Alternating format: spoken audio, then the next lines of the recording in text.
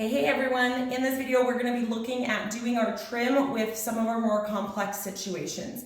So we're using a simple 45-degree angle connection, and you're going to notice that this wall has trim that's going to go down that way and down that way. So we're going to have to end up with these outward connector cuts.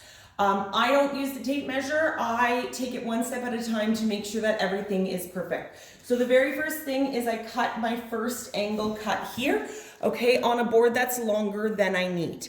Okay, this is going to let me line this board up, and again, I knew which angle I needed here. I need the white part to stick out further, so I made that cut. I'm then gonna set my board exactly how I want it into place. So this corner is perfect.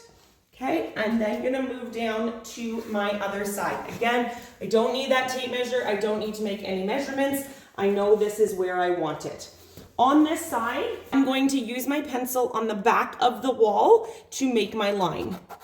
Okay, and what this is showing me is it's showing me where I want my angle to start. So if you need it to remind yourself, your angle is gonna start here and your board's gonna come out this way.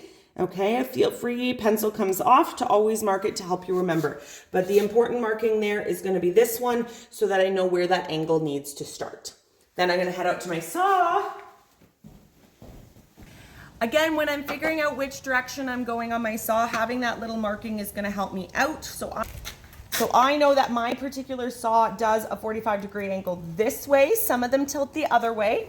Okay, so when I look at this, when I lay this down, I can see I'm going to be starting my cut here and going down. That's exactly what I want.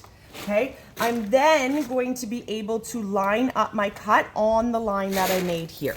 All right, so again, my blade is going to take a width off. So I want to make sure this is my good side, that I am lining up to the other side of the blade. So I'm going to move over slightly, okay, so that the bottom part of my blade is just hitting the line, and that's going to give me that perfect cut.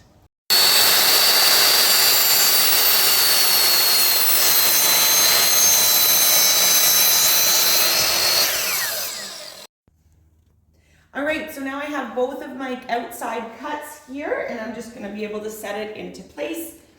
I always err on the side of being slightly too big, because you can always trim it down. So now I have that one nice, beautiful corner. And when I push it into place, I'm gonna have my other corner there. All right, and then you're just gonna continue. So for this one here, I'm gonna start by cutting this outside corner again on a longer board, and then I can simply set it into place and mark where I need it to cut, okay? And then I made that straight up and down cut there.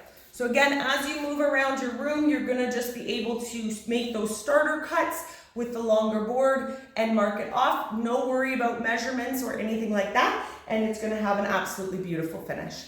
Please make sure to hit that subscribe button. We have tons of videos on our channel, tips and tricks if you're doing things yourself as a DIYer, including vinyl on stairs, and all other DIYs. If you'd like to check us out, you can find us at stepupvinyl.ca. We'll see you in the next video.